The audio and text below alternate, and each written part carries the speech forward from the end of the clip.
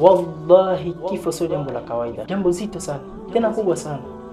Kutoka mtu katika ulimwengu hapa kwenda kubadilisha ulimwengu mwingine, kwanza katika maisha mapya, jambo zito sana, kinahitaji maandalizi makubwa sana. Na yule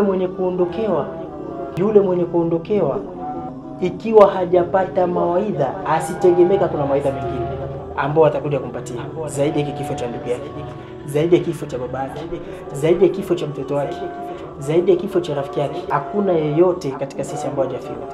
Kama kifo cha mtu wako wa karibu akijawa ni mawaidha kwako ya kuzidisha uchamungu wako na ukaribu wako na Mola wako Subhanahu wa Ta'ala, na kukufanya ukawa mtu wa kweli ambaye watu wanajivunia uwepo wako, usitegemee kuna mtu yeyote atakuja kukupa mawaidha zaidi ya kifo cha yule ambaye ulikuwa ukicheka naye unaonekana naye.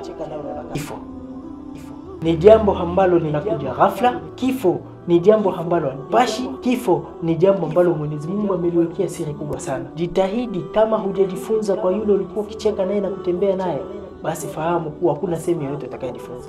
Hiyo ndio kifo.